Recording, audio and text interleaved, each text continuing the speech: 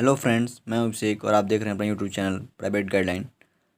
आज हम बात करने वाले हैं यूपी टेट 2018 के प्राइमरी के पेपर का। पिछली वीडियो में बात किया था पार्ट 5 पर्यावरण अध्ययन का, और इस वीडियो में बात करने वाले हैं पार्ट 4 गणित का। तो चलिए स्टार्ट करते हैं। क्वेश्चन नंबर जो 91 है उसमें लिखा गया है कि 1 से 1/2 धन 11 से 1/2 धन 111 से 1/2 धन 1111 से 1/2 बराबर है। तो इन सबको ऐड करना है। तो इन सबको ऐड करने के लिए जो पूर्ण संख्याएं हैं उनको एक पास ऐड कर लीजिए, और जो भिन्न संख्या है उसको अलग ऐड कर लीजिए। तो चलिए लिख लेते हैं। यहाँ पे देखिए हमने सॉल्व करके दिखाया है। यहाँ पे देखिए पहले वाले में 1 था तो हमने 1 लिख लिया। दूसरे वाले में आपका 11 था तो 11 लिख लिया। तीसरे में 111 और चौथे में 1111 हमने लिख लिया। और इन सबको ऐड करने के बाद आया है देखिए 1 2 3 4 3 2 और 1, यानी 1234 यहाँ से मिल गया। और जो भिन्न वाला पोर्शन है उसको देखते हैं। 1/2 पहले वाले में, दूसरे वाले में 1/2, तीसरे वाले में 1/2 और चौथे वाले में 1/2। तो ये दोनों जो 1/2 है ये मिलके 1 दे देगा, और ये दोनों मिलके 1 दे देगा। तो 1 और 1 मिलके 2 हो गया। हम सबको जब ऐड कर देंगे तो 1234 और 2 कितना हो जाएगा, 1236। तो ऑप्शन नंबर 1 क्या हो जाएगा, ऑप्शन नंबर सेकंड क्या हो जाएगा, आपका राइट आंसर हो जाएगा। क्वेश्चन नंबर जो 92 है उसमें लिखा है यदि सभी प्राकृतिक संख्याओं a और b के लिए a*b बराबर a² + b² - ab है तो 9*10 का मान हम देखते हैं क्या होगा। यहाँ पे देखिए a*b का जो वैल्यू दिया गया है ये है। तो 9*10 का वैल्यू बताना है, तो a बराबर 9 और b बराबर 10 रख के सॉल्व करते हैं। तो a² मतलब 9², b² मतलब 10², और -ab मतलब -9 × 10। तो जब सारी 9 का स्क्वायर जब करेंगे तो 81 आएगा, 10 का स्क्वायर करेंगे तो 100 आएगा, और 9 10 जा 90 आ गया। तो 100 में से जब 90 घटाएंगे तो 10 मिलेगा, और 81 में 10 जोड़ेंगे तो 91 हो जाएगा। तो ऑप्शन नंबर 3 जो क्या हो जाएगा, आपका राइट आंसर हो जाएगा। क्वेश्चन नंबर 93 देखिए यदि x और y शून्येतर वास्तविक संख्याएं हों तो x² + xy + y² होगा। तो जो यहाँ पे x² + xy + y² के बारे में आपको बताना है, तो ये हमेशा धनात्मक होगा। क्यों होगा, यहाँ पे दो हमने रीजन लेके दिखाया है। पहला क्या है, यदि हम x को 2 मान लें, y को कोई निगेटिव संख्या मान लें, तो x का स्क्वायर करेंगे तभी पॉजिटिव होगा, y का स्क्वायर करेंगे वो नेगेटिव रहे या पॉजिटिव, हमेशा पॉजिटिव देगा। तो यहाँ पे 4 मिल जाएगा और यहाँ पे 9 मिल जाएगा। तो 9 और 4 मिल के 13 - 6 करेंगे तो 7 आ जाएगा। ऐसे यदि हम, चूँकि वास्तविक संख्या है तो वास्तविक संख्या अंडर रूट में भी हो सकता है। यदि x को हम √2 मान लें, y को -√3 मान लें, और यहाँ पे जब सॉल्व करेंगे तो x² मतलब √2 का स्क्वायर 2 मिल जाएगा, और इन दोनों का मल्टीप्लिकेशन √2 -√3 का मल्टीप्लिकेशन -√6 मिल जाएगा, और √3 का स्क्वायर करेंगे तो 3 मिल जाएगा। तो यहाँ भी देखिए ये भी क्या देगा आपको, ये भी आपको पॉजिटिव नंबर देगा, और ये भी आपको पॉजिटिव नंबर देगा। तो दोनों ही केस में आप पॉजिटिव पा रहे हैं, और दोनों ही केस नहीं, आप हर एक केस में आपको पॉजिटिव नंबर मिलेगा। तो ऑप्शन नंबर 1 क्या हो जाएगा, आपका राइट आंसर हो जाएगा। हमेशा धनात्मक ही होगा ये वैल्यू। क्वेश्चन नंबर 94 है संलग्न चित्र में स्टार के स्थान पर संख्या होगी। तो संलग्न चित्र में स्टार के स्थान पर आपको संख्या बताना है। तो देखिए पहले वाले में क्या है, 3 4 1 6 7। तो सेकेंड वाले में क्या है, 2 3 4 1 5 8 7 9 6 15। तो यहाँ पे जो स्टार है इसके बारे में आपको बताना है कि इसके यहाँ पे क्या आएगा। तो देखिए पहले वाले में क्या है, 4, ये 3 और 4 7 हो गया, और 1 8 6 14 यहाँ पे लिख के दिखाया गया है। देखिए पहले में 3 4 1 6 है, तो जोड़ने पे 14 आ रहा है, और 14 का बटा 2 कर देंगे तो क्या आ जाएगा, 7। तो बीच वाला नंबर आ गया। तो ये यदि पहले वाले में वर्क कर रहा है तो दूसरे वाले में भी वर्क करे, तीसरे वाले में वर्क करे, तो चौथे वाले में भी हम इसी रूल के अनुसार नंबर फाइंड कर लेंगे। तो चलिए देखते हैं सेकंड में क्या है। सेकंड में 2 3 4, देखिए 2 3 5 और 4 9 और 1 10, 10/2 कर रहे हैं तो 5, तो ये 5 आपको मिल गया। तो फिर तीसरे वाले में 8 7 15 और 15 9 24 और 6 30 हो गया। 30/2 करने पे 15 मिल जा रहा है, देखिए बीच में मिल जा रहा है। ऐसे ही जब फोर्थ वाले में 6 5 11 6 5 11 7 18 18 4 22, तो 22/2 करेंगे तो कितना आ जाएगा आपका 11। तो ऑप्शन नंबर 4 क्या हो जाएगा, आपका राइट आंसर हो जाएगा। क्वेश्चन नंबर 95 देखिए। 95 है, यदि किन्हीं दो प्राकृतिक संख्याओं a और b के लिए a to the power b बराबर 125 हो तो b to the power a का मान बताइए। तो a to the power b का मान 125 है, तो आपको पता है कि 5 का जो क्यूब होता है वो 125 आता है। देखिए यहाँ पे लिखा गया है a to the power b equal to 125 है, तो 5 का क्यूब 125 होगा। तो इसका मतलब a to the power b का वैल्यू 125 है, तो 5 a इक्वल टू क्या मिल गया 5 और b इक्वल क्या मिल गया 3। तो आपको b to the power a का वैल्यू बताना है। तो b टू द पावर मतलब 3 की पावर 5 हो जाएगा। तो 5 बार 3 लिख के मल्टीप्लाई कर लीजिए, 1 2 3 4 5 मल्टीप्लाई करेंगे, 3 3 का 9 3 27 3 81 3 243। तो ऑप्शन नंबर 1 क्या हो जाएगा आपका राइट आंसर हो जाएगा। क्वेश्चन नंबर 96 है, 1 से 10 तक की सभी प्राकृतिक संख्याओं से विभाजित होने वाली सबसे छोटी संख्या है। तो इसको करने के लिए बहुत सारे मेथड हैं, आपको मैं 2 मेथड बताऊंगा, जिस मेथड से आपको समझ में आएगा वैसे कर लीजिएगा। तो जो पहला मेथड है, देखिए यहाँ पे लिखा गया है, पहले मेथड में हमने लिखा है क्या है, आपको 1 से 10 तक की सभी प्राकृतिक संख्याओं से विभाजित होने वाली सबसे छोटी संख्या बताना है। तो 1 से 10 तक की सभी प्राकृतिक संख्याओं का लॉसो ले लीजिए और वही सबसे छोटी प्राकृतिक संख्या हो जाएगी। तो लॉसो लीजिए, यहाँ से लॉसो लेना आपको पता है कैसे किया जाता है, ऐसे गुणनखंड करके हम लॉसो ले लेते हैं। तो यहाँ से देखिए हमने लिखा है 1 2 3 4 5 6 7 8 9 10। अब सबसे पहले इन सबसे छोटी संख्या से भाग देते हैं, 2 से दीजिए, यहाँ से 2 से भाग दिया गया है, तो यहाँ पे 1 है तो 1 हो गया, 2 1 जा 2 हो गया, यहाँ पे 3 में भाग नहीं जाएगा, 4 में 2 बार में जाएगा तो 2 मिल गया, 5 में भाग नहीं जाएगा, 6 में भाग 2 बार में जाएगा, 3 बार में जाएगा, 2 3 6 तो 3 मिल गया, 7 में भाग आपका ये नहीं जाएगा, 8 में 2 चौके 8 4 मिल जाएगा, 9 रहेगा, 10 में 5 और मिल जाएगा, 2 25 10 तो 5 मिल गया। फिर देखिए 2 से ही भाग जा सकता है, तो 2 से फिर भाग दीजिए, 2 से भाग दिया गया तो यहाँ पे फिर क्या मिल जाएगा, यहाँ 1 मिल जाएगा, 1 3 में नहीं जाएगा, फिर 1 मिल गया, 5 3 7 4 में 2 बार में जाएगा, 2 मिल गया, 9 में नहीं जाएगा, 5 में नहीं जाएगा, फिर देखिए 2 मिल रहा है, फिर 2 से भाग हो सकता है, फिर 2 से भाग दीजिए, फिर तीसरी बार जब 2 से भाग दिए तो 3 ऐसे आ गया, ऐसे आ गया, ये 7, ये 2 1 जा क्या हो जाएगा 1 हो जाए, 2 1 जा 2 1 मिल गया 9 5। अब देखिए 2 से भाग नहीं जाएगा, अब किससे जाएगा 3 से, तो 3 से भाग दीजिए, 3 से जब भाग देंगे तो 1 1 3 1 जा 3, यहाँ पे मिल गया 1 मिल गया, ये 1 ये 5 ये 1 मिल जाएगा, 3 से 1 बार में भाग चला जाएगा, 7 में नहीं जाएगा, 9 में 3 3 का 9 3 आ गया तो यहाँ पर लिख लिया, 5 में नहीं जाएगा तो 5 को ऐसे लिख लिया। फिर देखिए 3 से भाग हो सकता है, फिर 3 से भाग दीजिए, जब यहाँ पे 1 1 1 1 मिलेगा, यहाँ पे 5 मिल जाएगा, 7 मिल जाएगा, यहाँ पे 1 मिल जाएगा, 3 1 जा 3, यहाँ पे 1 मिल गया भाई, तब तक भाग देते हैं जब तक कि आपको 1 ना मिल जाए। फिर देखिए अब 3 से भाग नहीं जाएगा, 5 से भाग जाएगा, तो 5 से भाग देते हैं, तो 1 1 5 1 जा 5, 7 में भाग नहीं जाएगा, फिर 5 1 जा 5। अब बच्चा आपका 7 से भाग दीजिए, यहाँ पे 7 से भाग देंगे तो सब क्या हो जाएगा आपका, सब 1 हो जाएगा। तो जो मिला आपको उन सब का मल्टीप्लिकेशन कर लेंगे वही क्या हो जाएगा आपका लॉस हो जाएगा। तो 2 गुणे 2 4 बार 3 बार मिला है, 2 दूना 4 दूना 8 तरीका 24 24 तियाँ 72 25 15 10 5 7 35, ऐसे ही मल्टीप्लाई कर लीजिएगा, ठीक है, जितना भी आ रहा है ये आ जाएगा आपका 2520। तो राइट आंसर क्या हो जाएगा आपका ऑप्शन नंबर 3 हो जाएगा आपका राइट आंसर हो जाएगा। इसके अलावा एक और मेथड मैं आपको बता देता हूँ इसी क्वेश्चन का। आप क्या कीजिए, आपको कहा है सबसे छोटी संख्या बताना है, तो सबसे छोटी संख्या इसमें ऑप्शन में कौन सा है, 100 है। तो 100 को देखिए क्या 1 से 10 तक की सभी संख्याओं से विभाजित किया सकता है, तो 1 से तो विभाजित हर एक नंबर होता है, 2 से भी हो जाएगा, 3 से 100 विभाजित नहीं होगा, तो ऑप्शन नंबर 4 क्या होगा नहीं होगा। फिर 1000 में भाग दीजिए 3 से, 1000 में 3 से भाग नहीं जाएगा तो ये भी नहीं होगा।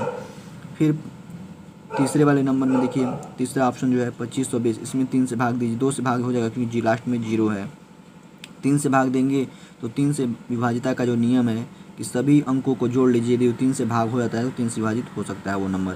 तो जोड़िए 2 5 7 2 9 और 0 9 हो जाएगा, तो 9 में 3 से भाग चला जाएगा, यानी ये 3 से भाग इसमें हो जाएगा।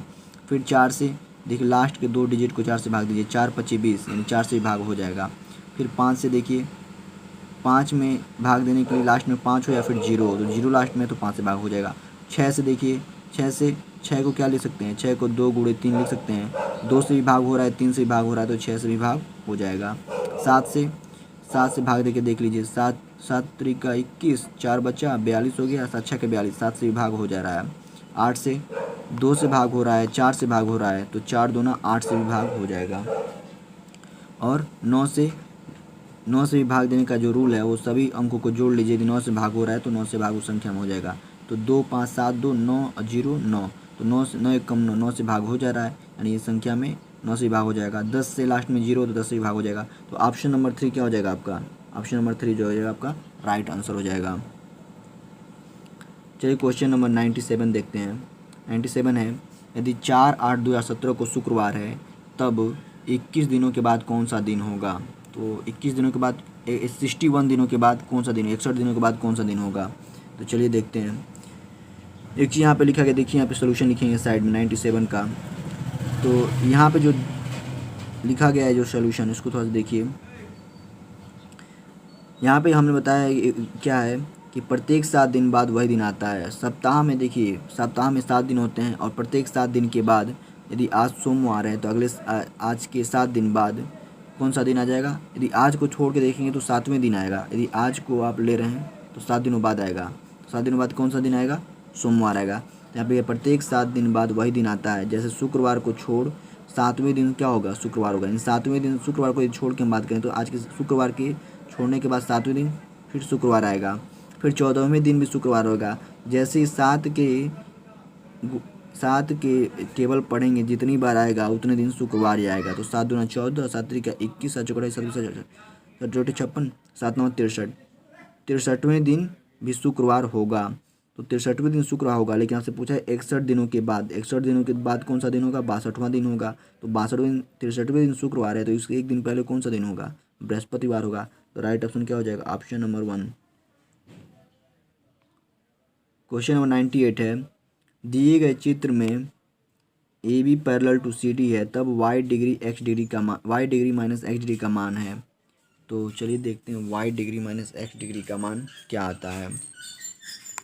तो यहाँ पे जो फिगर बनाया गया है उसको एक बार और हम बना लेते हैं। ये फिगर आपका, ये फिगर बना हुआ है देखिए। तो यहाँ पे आपको बताना है कि y degree minus x degree. तो सबसे पहले हमको y और x का मान निकालना है। तो ये देखिए, ये ए बी और सी डी क्या है? पैरेलल है। और पी क्यू और एम एन क्या है? इसके तिर्यक रेखाएं जिसको कट कर रहे हैं। तो यहाँ पे संगत कोण बन रहा है। देखिए ये 110, ये एंगल और ये एंगल होता है संगत कोण, और संगत कोण बराबर होते हैं। तो ये 110 है तो ये भी क्या हो जाएगा? 110। देखिए जो नीले पेन से बनाया गया है, मतलब ब्लैक पेन से, वो आपका फिगर दिया गया है, और जो रेड पेन से लिखा गया है उसको मैंने सॉल्व किया है।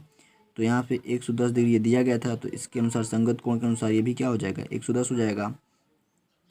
फिर ऐसे ही ये x डिग्री है तो ये भी क्या होगा? ये और ये संगत कोण हो गए, तो यहाँ भी क्या हो जाएगा? आपका x डिग्री हो जाएगा। तो आपको पता है कि एक लाइन पे यदि एक लाइन एक तिर्यक रेखा काट रहा है तो ये जो पूरा कोण बनता है वो 180 बनता है। तो यहाँ भी क्या हो जाएगा? आपका 180 बनेगा।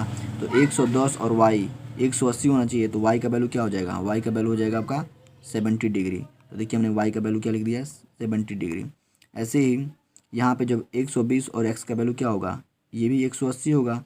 तो 120 में कितना जोड़ दें कि 180 हो जाए? 60। तो x का वैल्यू क्या आ गया? 60 डिग्री। तो y का वैल्यू 70 मिल गया आपको, और x का वैल्यू क्या मिल गया आपको? 60 मिल गया। तो y degree minus x degree का वैल्यू क्या हो गया? 70 माइनस 60, 10 डिग्री। तो राइट ऑप्शन क्या हो जाएगा? ऑप्शन नंबर सेकंड क्या हो जाएगा? आपका राइट आंसर हो जाएगा। क्वेश्चन नंबर जो 99 है उसको देखते हैं। यदि किसी दुकानदार को एक वस्तु को 390 पर बेचने पर 20% का लाभ होता है तो वस्तु का क्रय मूल्य है। तो वस्तु का क्रय मूल्य क्या हो जाएगा? चलिए देखते हैं। मान लेते हैं कि वस्तु का क्रय मूल्य, आपको वस्तु का क्रय मूल्य निकालना है। तो मान लेते हैं कि वस्तु का क्रय मूल्य क्या है? x रुपये। यहाँ पे माना x क्रय मूल्य क्या है? x रुपीज़ है। तो यदि हम x रुपये का सामान ला के x रुपये में बेच दें तो कितने परसेंट में बेच रहे हैं? 100% में बेच रहे हैं। यदि 5 रुपये के सामान को 5 में बेचा जा रहा है तो 100% में बेचा जा रहा है। तो हमको 20% लेकिन लाभ लेना है। तो 100% बेचने के बाद 20% लाभ कब मिलेगा? जब 120% पे बेचेंगे तब। तो x का 120% यदि आप लेंगे तो कितना हो जाएगा? 390 होगी। 390 में बेच रहा है। x के 120% में बेच रहे हैं, 390 में बेच रहा है। तो इसका वैल्यू सॉल्व कर लेते हैं। x का 120% मतलब x गुणे 120/100, परसेंटेज को भिन्न बनने के लिए भागा 100 करते हैं। तो x गुणे 120/100 बराबर 390 हो जाएगा। तो x बराबर क्या हो जाएगा? 390 गुणे, देखिए 0 से 0 कट जाएगा। 390 गुणे 10 भागा 12, ये डिनोमिनेटर में आ जाएगा। तो जब भाग देंगे तो देखिए 3 चौक के 12 हो जाएगा, और ये 3 एकम 3, 3 त्रिक 130 बार में ये चला जाएगा 390। फिर यहाँ से 2 से भाग देंगे, 2 दूना 4 हो जाएगा, और ये 130 65 बार में चला जाएगा। फिर 2 से ये 2 पच्चे 2 पच्चीस 10, 5 बार में चल जाएगा। तो 65 गुणे 5 करेंगे तो 325 आ जाएगा। तो आपका राइट आंसर क्या हो जाएगा? Option number 4, 325। क्वेश्चन नंबर जो 100 है, यदि किसी कस्बे की जनसंख्या 60,000 से बढ़कर 65,000 हो जाती है तो जनसंख्या में वृद्धि प्रतिशत में बताइए। तो 60,000 से 65,000 हो रहा है तो 5,000 की वृद्धि हो रही है। देखिए हमने यहाँ पे लिख दिया है 5,000 की वृद्धि हो गई। और कितने में हो रहा है? तो 60,000 में हो रहा है। तो इसको सॉल्व करते हैं और प्रतिशत में बताना है तो गुणे 100 भी कर दीजिए। तो 5,000 बटे 60,000 गुणे 100 जब करेंगे तो यहाँ से 3 जीरो से 3 जीरो कट जाएगा और ये 3 जीरो से ये 3 जीरो कट जाएगा और ये 1 जीरो से ये 1 जीरो कट जाएगा। अब भाग देते हैं, 2 3 6 हो गया, 2 पच्चे 10 हो गया। तो ये 5 25 बटे 3 आ गया। तो 25 बटे 3 का वैल्यू क्या आ जाएगा? 8 से 1 बटे 3। तो राइट ऑप्शन क्या हो जाएगा? Option number 3। क्वेश्चन नंबर 101 है, 40 व्यक्ति दिनों में 200 केजी चावल खाते हैं तो कितने दिनों में 30 व्यक्ति 500 केजी चावल खा जाएंगे? तो इसका एक फार्मूला होता है M1D1H1/W1 और M2D2H2/W2। तो इसके अकॉर्डिंग हम सॉल्व करते हैं। M1 क्या है एक बार आपको एक्सप्लेन कर देते हैं। M1 जो है आपका M1, ये जो M1 है वो क्या है? मैन की संख्या यानी व्यक्तियों की संख्या है। D1 क्या है? दिनों की संख्या। और H1 क्या है? हावर है यानी घंटे में यदि समय दिया गया है तो उसको यूज करते हैं। और W1 क्या है? कोई कार्य जो करता है। ठीक है, तो चलिए देखते हैं। ऐसे ही इधर M2 भी क्या है? व्यक्तियों की संख्या। D2 क्या है? दिनों की संख्या। H2 क्या है? हावर्स की संख्या है, घंटों की संख्या। और W2 क्या है? कार्य की संख्या है। तो ये दोनों इक्वल होंगे, ये फार्मूला ये होता है। तो यहाँ पे देखिए M1 व्यक्तियों की संख्या दिया गया है 40 तो हमने 40 लिख दिया। D1 व्यक्ति दिनों की संख्या दिया गया है 30 तो 30 लिख दिया। हावर H1 का वैल्यू नहीं दिया कि कितने घंटे में खाते हैं, ये सब नहीं दिया है। तो यहाँ पे 200 केजी चावल खाते हैं। जो कार्य किया गया, कितने केजी चावल खाने का कार्य किया गया है? 200 केजी। तो यहाँ पे हमने बटे में 200 लिख लिया। फिर ऐसे ही M2 30 व्यक्तियों की संख्या है तो 30 लिख दिया। और पूछा है दिनों की संख्या तो D2 हमने लिख दिया। और 500 केजी चावल खाते हैं तो कार्य किया गया है 500 केजी का चावल खाने का। अब इन इक्वेशन को सॉल्व करते हैं। तो सॉल्व कीजिए, देखते हैं क्या होता है। जब सॉल्व करेंगे तो यहाँ से आपको मिल जाएगा, जब सॉल्व करेंगे तो ये देखिए ये 2 जीरो से क्या हो जाएगा? ये जो जीरो कैंसिल हो जाएगा। ठीक है, और यहाँ से आपका ये 30 से 30 कैंसिल हो गया और ये 2 से कैंसिल कर देते हैं आपका 40 को। तो ये 20 बार में ये कैंसिल हो जाएगा 40। तो और जब इस 55 को इधर मल्टीप्लाई करेंगे तो 5 दूना 10 यानी 100। D2 का वैल्यू कितना आ गया? D2 का वैल्यू आपका आ गया 100, यानी 100 दिनों में वो 500 केजी चावल खा जाएंगे। तो राइट ऑप्शन क्या हो जाएगा? Option number 4। नेक्स्ट क्वेश्चन है 102 नंबर वाला। एक समचतुर्भुज के विकर्णों की लंबाई 16 सेंटीमीटर तथा 12 सेंटीमीटर से पूछा है। देखिए इसको मैं 2 मेथड से सॉल्व किया हूँ। यहाँ पे लिखा गया है दोनों मेथड। ये देखिए ये दोनों मेथड लिखा गया है। पहले मेथड बता देते हैं। पहले में समचतुर्भुज की भुजा का जो फार्मूला होता है वो होता है भुजा बराबर 1/2 अंडर रूट में D1 square plus D2 square. D1 क्या है? विकर्ण, पहले विकर्ण की संख्या। D2 क्या? दूसरे विकर्ण की लंबाई। तो देखिए वैल्यू रख दीजिए। विकर्णों की लंबाई दिया गया है 16 और 12। तो 1/2 भुजा की वैल्यू पूछा गया है 1/2 और D1 स्क्वायर। D1 क्या है? 16 का स्क्वायर जब करेंगे तो आएगा आपका 256। और D2 क्या है? 12 का स्क्वायर करेंगे तो 144 आएगा। यहाँ से मिल जाएगा 1/2 और इन दोनों को जब जोड़ेंगे आप तो ये 400 आएगा। 400 का जब वर्गमूल लेंगे तो 20 आ जाएगा। तो 1/2 गुणे 20 मिल जाएगा। यहाँ से 2 से जब भाग देंगे तो 10 सेंटीमीटर आएगा। तो राइट आंसर ऑप्शन क्या हो जाएगा? Option number 4, 10 centimetre. इसके अलावा एक और मेथड है, मैं बता देता हूँ। समचतुर्भुज की एक प्रॉपर्टी होती है, यहाँ पे लिखा गया है देखिए। समचतुर्भुज के विकर्ण जो होते हैं एक दूसरे को समकोण पर समद्विभाजित करते हैं। तो ये एक समचतुर्भुज बना दिया गया है। देखिए एक समचतुर्भुज है और इसके जो विकर्ण हैं उनकी लंबाई 16 और 12 दिया गया और इसके विकर्ण एक दूसरे को समद्विभाजित करते हैं समकोण पे। तो ये जो एंगल हो जाएगा वो क्या हो जाएगा? 90 हो जाएगा। और समद्विभाजित कर दें यानी आधा, इनकी जो यदि 16 सेंटीमीटर की लंबाई यदि ये है तो आधा कर देंगे तो 8 हो जाएगा। और ये 12 सेंटीमीटर की पूरी लंबाई है तो कितना हो जाएगा? ये हो जाएगा आपका 6 हो जाएगा। तब देखिए और ये समकोण है तो ये आपको देखिए एक समकोण त्रिभुज बन रहा है। ये एक समकोण त्रिभुज बन रहा है। तो यहाँ से आप ये 6 मिल गया, ये 8 मिल गया। तो ये भुजा की लंबाई बताना है तो भुजा इस क्या है? ये विकर्ण है। तो विकर्ण की विकर्ण की लंबाई क्या है, भुजा की लंबाई है। तो आपको पता है कि विकर्ण बराबर होता है अंडर रूट में लंब का स्क्वायर धन आधार का स्क्वायर। तो इसी के अनुसार भुजा का वैल्यू क्या मिल जाएगा, लंब का स्क्वायर मतलब 6 का स्क्वायर आधन 8 का स्क्वायर अंडर रूट में। तो यहाँ से क्या मिल जाएगा आपको, अंडर रूट में 100, तो क्या मिल जाएगा आपको 100 अंडर रूट में 100 का वैल्यू मतलब 10। देखिए दोनों मेथड से आपका 10 सेंटीमीटर आ गया। तो राइट ऑप्शन क्या हो जाएगा, ऑप्शन नंबर 4। जिस मेथड से आपको समझ में आएगा उस मेथड से कर लीजिएगा। चलिए नेक्स्ट क्वेश्चन देखते हैं। 103 जो नंबर का क्वेश्चन है, संलग्न चित्र में रेखा ए पी क्यू वृत्त को केंद्र को बिंदु ए पर स्पर्श करती है तथा ए बी सी डी एक चक्रीय चतुर्भुज है। यदि एंगल सी ए क्यू बराबर 70 डिग्री है तो angle B A B C का मान है। चलिए इस फिगर को एक बार और हम बना लेते हैं। देखिए जो नीले पेन से बना हुआ है, जो ब्लैक दिख रहा है आपको, ये चित्र में दिया गया है, और जो रेड पेन से किया गया ये आपको ड्रा करना है। तो चलिए देखते हैं। यहाँ पे आप जो फिगर दिया गया है देख लीजिए। तो यहाँ पे आप देखिए इस ओ जो है क्या है, ओ यहाँ पे सेंटर है। तो क्या कीजिए, इसको इससे मिला दीजिए। देखिए फिगर में मिलाया गया है। जैसे मिलाएंगे तो ये क्या हो जाएगा, ये आप ये दोनों वृत्त की त्रिज्या हो जाएगी। जब दोनों वृत्त की त्रिज्या हो जाएगी तो दोनों क्या होंगे, इक्वल होंगे। और ये वृत्त की त्रिज्या है और इसी पे क्या है, इसी पे एक स्पर्श रेखा खींची गई है। तो ये जो एंगल बनेगा वो क्या होगा, ये जो एंगल बनेगा वो 90 डिग्री बनेगा। तो यहाँ पे आपको दिया गया है यदि ये टोटल 90 होगा और इतना एंगल 70 डिग्री है तो ये एंगल क्या हो जाएगा, ये एंगल 20 डिग्री हो जाएगा। देखिए यहाँ पे हमने 20 डिग्री लिख दिया है। तो ये जब 20 होगा और ये वृत्त की त्रिज्या ये भी इसके इक्वल है और ओ सी और ओ ए इक्वल है, तो ये भी एंगल क्या हो जाएगा, 20 डिग्री हो जाएगा। तो ये 20 डिग्री और ये 20 डिग्री हो गया। आपको पता है एक त्रिभुज में तीनों कोणों का योग 180 डिग्री होता है। तो जो त्रिभुज बन रहा है ओ सी ए ओ जो त्रिभुज बन रहा है उसमें तीनों कोणों का योग 180 होगा। तो बी सी ए 40 हो जाएगा। तो एंगल जो ओ बन रहा है ए ओ सी वो कितना हो जाएगा, 140 हो जाएगा। देखिए हमने 140 लिख दिया है।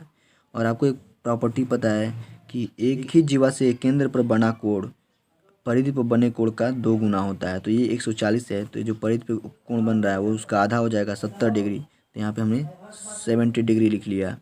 तो ये 70 हो गया। और चक्रीय चतुर्भुज का जो रूल होता है कि आमने सामने कोण का योग 180 होता है। तो ये इसके सामने वाला कोण क्या है, डी के सामने वाला जो कोण है वो बी है। तो 70 और बी का योग जो होगा वो 180 होगा। तो 70 में कितना जोड़ दे कि 180 हो जाए, तो 110। तो राइट ऑप्शन क्या हो जाएगा आपका, कोण बी का वैल्यू 110। ऑप्शन नंबर 1 आपका राइट आंसर हो जाएगा।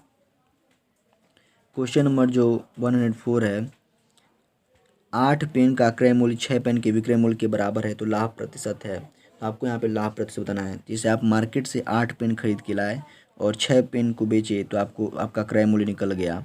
तो आपको बताना है कि लाभ। तो देखिए क्रय मूल्य जो है 6 पेन के विक्रय मूल्य के बराबर आपका क्रय मूल्य है। और लाभ तब कितना हुआ, 8 पेन में से 6 पेन हमने निकाल दिया।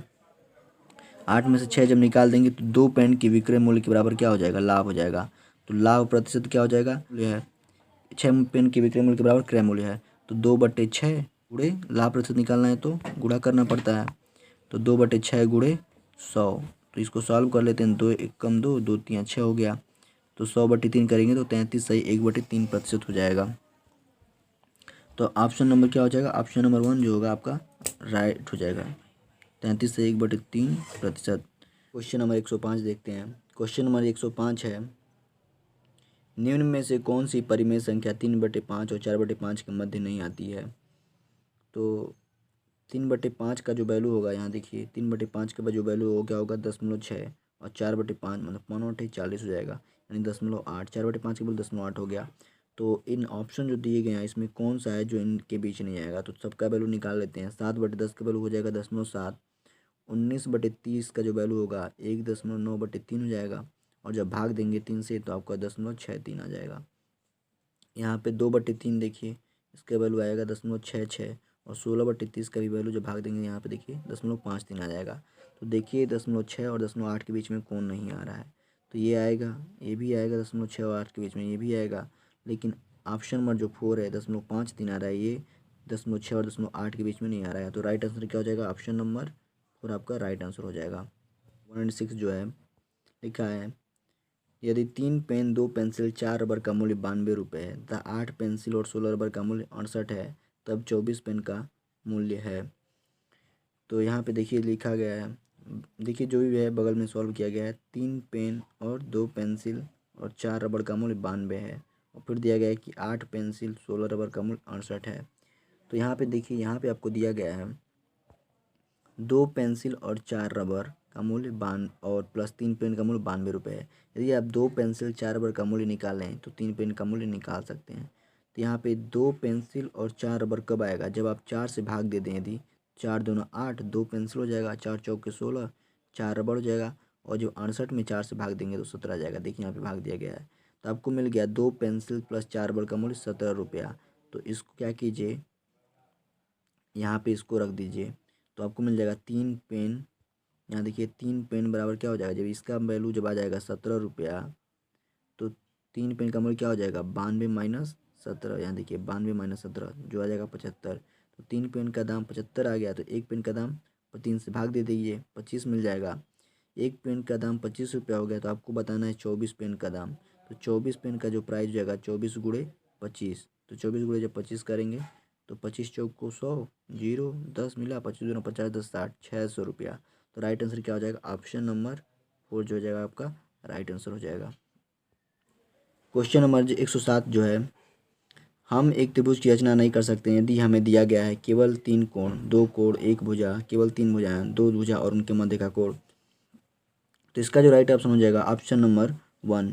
जब केवल 3 कोण दिया होगा तो आप किसी त्रिभुज की रचना नहीं कर सकते हैं, बल्कि 2 कोण और 1 भुजा दिया गया हो तो रचना कर सकते हैं, यहाँ भी कर सकते हैं, और 2 भुजा उनके मध्य कोण दिया होगा तब भी कर सकते हैं। केवल 3 कोण दिया रहेगा तो आप त्रिभुज की रचना नहीं कर सकते हैं। तो ऑप्शन 1 क्या हो जाएगा आपका राइट आंसर हो जाएगा। ये थोड़ा लैंग्वेज में दिक्कत हो रहा है, इंग्लिश हिंदी मिक्स करने में, इसी को आप समझ सकते हैं। यहाँ से क्वेश्चन नंबर जो 108 है, यदि किसी आयताकार भूखंड की लंबाई और चौड़ाई में क्रमशः 50% तथा 20% की वृद्धि कर दी जाए तो इसका क्षेत्रफल कितना गुना बढ़ जाएगा। तो इसका क्षेत्रफल है कितना गुना बढ़ जाएगा, चलिए देखते हैं। इसके लिए एक फार्मूला होता है कि x प्लस वाई प्लस, यहाँ देखिए साइड में x plus y plus x y बटे 100। इसी फार्मूले से इस तरह के क्वेश्चन सॉल्व कर दिए जाते हैं। तो जहाँ पे यदि ये एक्स वाई क्या है, जो प्रतिशत वृद्धि दिया गया है उसका वैल्यू है। यदि ये निगेटिव, यदि वृद्धि न हो के हानि हुई हो तो इसको निगेटिव में लिखते हैं, और यदि ये वृद्धि हुई है तो पॉजिटिव में लिखते हैं। तो चलिए इसमें यहाँ पे वृद्धि किया गया है तो 50% का वृद्धि, तो 50 धन 20%, 20% अधन एक्स गुणे वाई, मतलब 50 गुणे 20 बटे 100 हो जाएगा फार्मूले के अकॉर्डिंग। तो ये कितना हो जाएगा, सॉल्व करेंगे तो 50 20 70, और यहाँ से 0 से ये 0 कैंसिल हो जाएगा, 5 दूना 10, यहाँ से आपको 10 मिल जाएगा, और यहाँ से 70 10 80% हो जाएगा। क्योंकि यहाँ पे भिन्न में दिया गया है तो 80% को भिन्न बदलने की बटे 100 करते हैं, तो 80 बटे 100 कर दीजिए। यहाँ से क्या मिल जाएगा, 0 से 0 कट गया, और 4 2 चौके 8 और 2 पचे 10, 4 बटे 5 आपका राइट आंसर हो जाएगा। तो ऑप्शन नंबर 1 जो होगा आपका राइट आंसर हो जाएगा। क्वेश्चन नंबर 109 है, सामान्य मनुष्य के शरीर का ताप 37 डिग्री सेंटीग्रेड, तो फ़ारेनहाइट पैमाने में यह ताप है। तो सामान्य मनुष्य के शरीर का ताप 37 डिग्री है, तो आपको पता है फ़ारेनहाइट में टेम्परेचर कितना होता है, 98.6 डिग्री फ़ारेनहाइट होता है। तो यहाँ से डायरेक्ट आप इसको सॉल्व कर सकते हैं, जो ऑप्शन नंबर 3 होगा राइट आंसर हो जाएगा। यदि आपको नहीं पता है तो इस फार्मूले से आप फाइंड कर सकते हैं, C/5 बराबर F-32/9, जहाँ पे C क्या है डिग्री सेल्सियस वाला, और F क्या है फ़ारेनहाइट। यहाँ से वैल्यू रख के आप इक्वेशन को सॉल्व करके F का वैल्यू निकाल सकते हैं। चलिए नेक्स्ट क्वेश्चन देखते हैं। 110 नंबर क्वेश्चन है, यदि 1 का स्क्वायर धन 2 का स्क्वायर धन 9 का स्क्वायर बराबर 285 हो तो 0.11 का स्क्वायर धन 0.22 का स्क्वायर धन डैश डैश धन 0.99 का स्क्वायर का मान है। तो यहाँ पे 0.11 का जो स्क्वायर दिया गया है, जो वर्ग दिया गया है, इसको हम ले सकते हैं दशमलव हटाने के लिए 11/100 का स्क्वायर। यहाँ देखिए हमने लिखा है 11/100 का स्क्वायर, ऐसे ही 22/100 का स्क्वायर, और कहाँ तक 99/100 के स्क्वायर तक। तो यहाँ देखिए 11/100 का स्क्वायर कॉमन हो सकता है, क्योंकि 22 को हम क्या लिख सकते हैं 2 गुणे 11/100, 99 क्या लिख सकते हैं 9 गुणे 11/100। यहाँ से जब 11/100 का स्क्वायर कॉमन लेंगे तो यहाँ पे क्या बचेगा, यहाँ पे 1, तो यहाँ पे 1 लिख लीजिए। 1 का स्क्वायर, यहाँ से 22/100, 11/100 का स्क्वायर कॉमन हो गया है तो 22 था तो 2 बच जाएगा, ऐसे यहाँ पे क्या बचेगा 9। तो 1 का स्क्वायर, 2 का स्क्वायर और 9 का स्क्वायर मिल गया आपको। तो 11 का स्क्वायर करेंगे तो 121 और 100 का स्क्वायर करेंगे तो 10,000। और इसका वैल्यू आपको दिया गया है, यहाँ पे दिया गया, देखिए यहाँ पे दिया गया आपको 285। तो यहाँ से हमने 285 लिख लिया। अब इसको जब सॉल्व करेंगे तो ऊपर आएगा मल्टीप्लाई करने के बाद, देखिए 34,485। जब 10,000 से भाग देंगे तो 3.4485 आ जाएगा। तो राइट आंसर क्या हो जाएगा? Option number 1। नेक्स्ट क्वेश्चन है 111 नंबर का। एक राशि साधारण ब्याज पर 10 वर्षों में 2 गुनी हो जाती है, कितने वर्षों में यह राशि उसी ब्याज दर से 3 गुनी हो जाएगी? तो मान लीजिए राशि का जो वैल्यू है वो 100 है, 100 रुपये मतलब आप दे रहे हैं साधारण ब्याज पे, तो 2 गुनी हो जा रही है 10 वर्षों में। तो जब 2 गुनी हो जाएगी, 100 का 2 गुना क्या होगा? 200। 100 वर्ष में 100 रुपये की ब्याज 10 वर्षों में 200 हो जा रही है। तो ब्याज कितना मिला 10 वर्षों में? 10 वर्ष में जो ब्याज मिला वो कितना हो गया आपका? 100 रुपया। फिर ऐसे ही अगले 10 वर्षों में जो ब्याज मिलेगा वो 100 रुपये मिलेगा। तो 200 मिल चुका था, तो कब 300 हो जाएगा? 100 रुपये ऐड कर दीजिए, 300 हो गया। तो यहाँ देखिए पहले जो 100 था और यहाँ पे 300 हो गया, तो ये 3 गुना हो गया ना। तो 3 गुना कितने वर्षों में हुआ है? पहले 10 वर्ष में 2 गुना हुआ है, फिर अगले 10 वर्ष में 3 गुना हुआ है। तो 10 10 10 20 वर्ष, 20 वर्ष में क्या हो गया? ये 3 गुना हो गया। तो ऑप्शन नंबर 1 क्या हो जाएगा आपका? राइट आंसर हो जाएगा। क्वेश्चन 112 है 80 मीटर व्यास वाले एक वृत्ताकार पार्क के अंदर अधिकतम क्षेत्रफल का एक वर्गाकार खेल का मैदान बना है। खेल के मैदान का क्षेत्रफल है। तो यहाँ पे खेल के मैदान का बताना है आपको, अधिकतम क्षेत्रफल बताना है आपको। तो चलिए एक वृत्त बना लेते हैं। यहाँ पे देखिए एक वृत्त बना लिया गया है, और जो अधिकतम क्षेत्रफल से यदि आप वर्ग उसमें बनाएंगे तो जो वर्ग का विकर्ण होगा वो उसके केंद्र से होकर जाएगा। देखिए ये जो विकर्ण है, और यही क्या होगा? वृत्त का व्यास होगा। तो वृत्त का व्यास जो 80 मीटर दिया गया है, देखिए यही क्या है? 80 मीटर दिया गया है। और आपको पता है किसी वर्ग का जो विकर्ण होता है, यही वर्ग का विकर्ण भी है, उसका मान होता है, यदि वर्ग की भुजा a है तो a√2 जो होता है वो विकर्ण का मान होता है। यानी 80 का मान क्या हो गया? a√2। तो a√2 बराबर 80 हो गया। तो a का मान यानी भुजा का मान कितना हो गया? 80/2। और वर्ग का क्षेत्रफल होता है भुजा स्क्वायर मतलब a स्क्वायर। तो जब क्षेत्रफल का मान निकालिए, a का मान 80/2 है, तो यहाँ जब मल्टीप्लाई करेंगे 80/√2 गुणे 80/√2 तो कितना आ जाएगा? 8 नहीं 6400/2 बराबर 3200 आंसर हो जाएगा। तो राइट ऑप्शन क्या हो जाएगा? Option number 1। क्वेश्चन नंबर 113 देखते हैं। क्वेश्चन 113 है 240 अंकों की एक परीक्षा में किसी परीक्षार्थी ने 52 अंक अर्जित किए। पाई आलेख में इसका संगत कोण है। तो आपको पता है पाई आलेख किस पे दर्शाया जाता है? एक वृत्त पे दर्शाया जाता है। तो पूरे मतलब एक वृत्त में 360 डिग्री का कोण बनता है। तो 240 अंकों की एक परीक्षा में किसी परीक्षार्थी ने 52 अंक अर्जित किए। तो 240 अंक की परीक्षा है, तो 240 अंक किसके बराबर हो जाएगा? 240 अंक जो होगा वो 360 के बराबर हो जाएगा, 360 डिग्री के। तो 52 अंक अर्जित किए। तो पाई आलेख में इसका संगत कोण कितना है? तो 52 अंक यदि पाता है तो कितना कोण बनेगा? तो 240 अंक बराबर 360 डिग्री है, तो एक अंक बराबर कितना हो जाएगा? 240 360/240 हो जाएगा। तो 52 अंक बराबर क्या हो जाएगा? एक अंक का 360/240, तो 52 का 360/240 गुणे 52 हो जाएगा। तो इसको जब सॉल्व करेंगे तो 0 से 0 कैंसिल हो जाएगा, और यहाँ से 6 के 36 हो जाएगा, और 6 चौक को 24 हो जाएगा, 6 चौक को 24 हो जाएगा। तो यहाँ से 4 तेरहियाँ 52, तो 13 छके 78। तो आंसर क्या आ जाएगा आपका? 78 डिग्री। ऑप्शन नंबर 3 क्या हो जाएगा आपका? राइट आंसर हो जाएगा। क्वेश्चन नंबर 114 है यदि p का p प्रतिशत 36 हो तो p बराबर होगा। तो p का p प्रतिशत 36 है तो p किसके बराबर होगा? तो चलिए यहाँ पे देखते हैं। p का p प्रतिशत मतलब p गुणे p/100 हो जाता है। तो यहाँ से किसके बराबर हो गया? ये 36 के, p गुणे p/100 36 के बराबर हो गया। तो यहाँ से p स्क्वायर का value p into P square देगा, और 100 को इधर कर दीजिए, p स्क्वायर बराबर 36 गुणे 100 हो जाएगा। तो p बराबर √में 36 गुणे 100 हो जाएगा। तो कड़ी में 36 गुणे 100 का वैल्यू क्या आ जाएगा? 36 को 6 का स्क्वायर लिख सकते हैं, 6 गुणे 36, 6 6 के 36, तो 6 बाहर आ गया, और 10 दाम में 100, तो यहाँ से 10 बाहर आ गया, तो 10 6 के 60। तो आंसर क्या हो जाएगा आपका? राइट आंसर ऑप्शन नंबर 4 जो हो जाएगा राइट आंसर हो जाएगा 60। क्वेश्चन नंबर 115 है, यदि 2352 बराबर 2 to the power x into 3 to the power y into 7 to the power z, तब x plus y plus z का मान है। तो इसको सॉल्व करने के लिए आपको 2352 का गुणनखंड करना पड़ेगा। तो चलिए गुणनखंड करते हैं। यहाँ पे 2352 हमने लिख लिया। पहले 2 से भाग देंगे तो 2 एकम 2, 2 एकम 2 और 2 एक बचेगा तो 15 हो जाएगा, 2 सत्ते 14, एक बचा, 2 छक्के 12, फिर 2 से भाग दीजिए, ऐसे ही भाग देते जाइए, फिर 2 से भाग दीजिए, फिर ऐसे ही जिससे कट रहा है 3 से भाग दीजिए, फिर 7 से। तो देखिए क्या मिला गुणनखंड आपको मिला 2 गुणे 2 गुणे 2, 4 बार 2, 1 बार 3 और 2 बार 7। तो 4 बार 2 मतलब 2 टू द पावर 4 हो जाएगा, into 3 to the power 1 into 7 to the power 2 हो जाएगा। चूँकि 2 बार 7 है तो पावर 2 हो जाएगा, 4 बार 2 है तो पावर 4 हो गया, और यहाँ 3 1 है तो 1 हो गया। इसका मतलब इसी का गुणनखंड दिया गया, इसी का वैल्यू किसको दिया गया, 2 to the power x into 3 to the power y into 7 to the power z दिया गया। तो इसके यहाँ पे हम इसको लिख सकते हैं। इसका मतलब क्या हुआ, x का वैल्यू क्या हो गया, x बराबर 4 हो गया, y बराबर 1 और z बराबर 2। तो x plus y plus z का वैल्यू क्या निकल गया है, 4 1 5 और 5 2 7। तो राइट आंसर क्या हो जाएगा, ऑप्शन नंबर 3 जो होगा आपका राइट आंसर हो जाएगा 7। चलिए नेक्स्ट क्वेश्चन देखते हैं हम लोग। क्वेश्चन नंबर जो है 116, 100 के समभाजकों की संख्या होगी।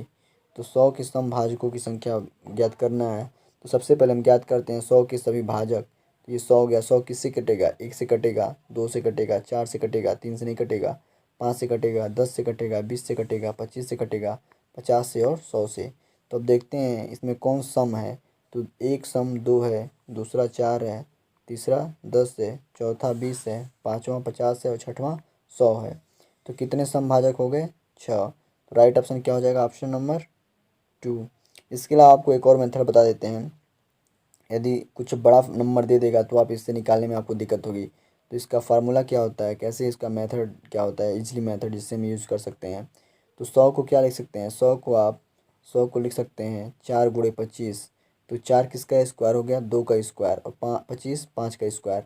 तो चूँकि सम बनाना है तो सम नंबर कॉमन ले लीजिए, 2 है। किसी यदि हम ऐसे कहें 2 इंटू 3, तो 2 इंटू 3 क्या है, 3 2 जा 6, एक सम नंबर है ना। इन दो से किसी नंबर में, सम नंबर से किसी नंबर में मल्टीप्लाई करते हैं, चाहे वो सम हो चाहे विषम हो, तो सम ही देता है। यहाँ से हमने 2 कॉमन ले लिया। जब 2 कॉमन लेंगे तो बीच जो भी नंबर आएगा वो क्या हो जाएगा, सम हो जाएगा। तो इसका जो फार्मूला होता है सम भाजक, तब क्या हो जाएगा, 2 टू द पावर 1 है और 5 टू द पावर 2 है। तो पावर में एक जोड़ के गुणा कर देते हैं, 1 धन 1 हो जाएगा, और यहाँ पे पावर 2 है तो 2 धन 1 हो जाएगा, दोनों का गुणा करेंगे। यहाँ से 2 और 3, 2 3 6। राइट आंसर क्या हो जाएगा, ऑप्शन नंबर 2। क्वेश्चन नंबर 117 है, 15 सेमी भुजा वाले किसी घन में से 3 सेमी भुजा वाले कुल कितने घन काटे जा सकते हैं। तो 15 सेमी का भुजा का घन है। तो घन में जो होता है लंबाई चौड़ाई और ऊंचाई होता है। तो केवल लंबाई से कितने भाग हो जाएंगे 3 सेमी भुजा वाले, ऐसे ऐसे आपके 5 भाग हो जाएंगे, 1 2 3 4 और एक 5। और ये टोटल 15 सेमी है। तो 3 सेमी का जब डिवाइड करेंगे आप, काटेंगे घन, तो 5 घन कटेगा। तो लंबाई से 5 घन, चौड़ाई से 5 घन और ऊंचाई से 5 घन। तो टोटल कितने घन हो जाएंगे, 5 हम 25 25 125। तो राइट आंसर क्या हो जाएगा, ऑप्शन नंबर 1। क्वेश्चन 118 है, 3 टू द पावर 1989 में 7 से भाग देने पर शेषफल होगा। तो शेषफल कैसे निकालेंगे, देखिए शेषफल 2 तरीके का होता है, एक धनात्मक शेषफल होता है, एक ऋणात्मक शेषफल होता है। जैसे यदि हम ये कहें कि 5 में, देखिए आप थोड़ा समझा देते हैं आपको, यदि 5 में आप 4 से भाग दे रहे हैं तो क्या आएगा, 1 शेषफल आएगा, तो इसको हम कहेंगे धनात्मक शेषफल। और वही हम 7 में 4 से भाग दें तो क्या आएगा, 4 दूना 8, 8 बार में 2 बार में जाएगा, यदि 8 रहता तो कैंसिल हो जाता। तो 8 से कितना कम है, 7, एक कम है, तो इसको हम -1 को हम कह सकते हैं। यदि -1 लिख दें तो इसको हम कहेंगे ये आपका ऋणात्मक शेषफल है। तो आइए सॉल्व करते हैं यहाँ से। 3 टू द पावर 1989 है, तो हम देखते हैं 3 का कौन सा पावर है जो 7 के लगभग करीब आ रहा है, कम से कम शेषफल दे। तो 3 का पावर यदि आप ऐसे 2 कर देंगे, तो 3 का पावर यदि 2 लिख देंगे तो 3 दूना 3 त्रिका, 3 का पावर 2 मतलब 3 त्रिका 9 हो जाएगा। तो 7 में जब 9 में 7 से भाग देंगे तो आपको शेषफल 2 मिलेगा। तो इसको नहीं करना है। 3 का पावर यदि हम 3 कर दें तो 3 3 9 27 हो जाएगा। 27 में आप जब 9 का भाग 7 का भाग देंगे तो 7 3 7 चौको 28, 28 एक कम हो रहा है, यानी ऋणात्मक शेषफल कितना हो गया, एक -1 मिल गया आपको। तो यही करना है आपको। यहाँ देखिए 3 का पावर 3 कर दिए और इंटू इस जो 1989 जो लिखा है इसको हम क्या लिख सकते हैं, 3 इंटू 663, जब मल्टीप्लाई करेंगे तो आपको यही मिलेगा। यहाँ देखिए हमने लिखा है 3 का पावर ये हो जाएगा। इसको अब 3 का पावर 3 लिख के ऊपर इसको लिख सकते हैं, दोनों वैल्यू सेम होगा। तो 3 का पावर जब 3 लिखेंगे तो यहाँ से मिल जाएगा 27 का पावर 663, 663। तो यहाँ पे जब 7 से भाग देंगे तो 7 3 21, 7 चौको 28। तो 27 में 7 से भाग देंगे तो 28, -1 मिल रहा है आपका शेषफल। अब पावर कितना है इसका, 663, जो एक विषम संख्या है। तो किसी ऋणात्मक संख्या के ऊपर जब पावर विषम होता है तो वो ऋणात्मक देता है। तो शेषफल कितना मिल गया, -1। क्योंकि हमको धनात्मक शेषफल ज्ञात करना है तो धनात्मक शेषफल कितना मिल जाएगा, जिससे भाग दिया था उसमें से शेषफल जो ऋणात्मक होता है उसको घटा देते हैं। 7 में से 1 घटा दीजिए, कितना आ गया, 6। तो राइट आंसर क्या हो जाएगा, ऑप्शन नंबर 3। क्वेश्चन नंबर 119 है, एक बहुभुज के अंतःकोणों का योगफल 2160 डिग्री है। बहुभुज की भुजाओं की संख्या है। तो यहाँ पे बहुभुज के अंतःकोणों का जो योगफल होता है उसका जो फार्मूला होता है n-2 गुणे 180। n भुजाओं वाले बहुभुज के अंतःकोणों का योगफल होता है n-2 गुणे 180। तो मान लेते हैं कि ये n भुजाओं वाला बहुभुज है। तो यहाँ से n-2 180 अंतःकोणों का योग हो गया, दिया है 2160, तो ये इसके बराबर हो जाएगा। सॉल्व करते हैं, 2160 बगा 180 हो जाएगा यहाँ से n-2 का वैल्यू, तो ये आ जाएगा आपका 12। तो n बराबर कितना आ जाएगा, n बराबर 14 आ जाएगा। तो राइट आंसर क्या आ जाएगा, ऑप्शन नंबर 1। क्वेश्चन नंबर जो 120 है, सबसे छोटी ऋणोत्तर अभाज्य पूर्णांक है। तो अभाज्य संख्या, सबसे छोटी अभाज्य संख्या क्या होता है, 2। तो क्या हो जाएगा राइट आंसर आपका, ऑप्शन नंबर 1 जो हो जाएगा आपका राइट आंसर हो जाएगा। आई होप आपको अच्छे से समझ में आया होगा। यदि मेरा वीडियो पसंद आया तो इसे लाइक और सब्सक्राइब जरूर करें और दोस्तों को शेयर करना ना भूलें, ताकि मुझे मोटिवेशन मिलता रहे और इस तरह के अच्छे वीडियो आपके लिए मैं लाता रहूँ। Thank you.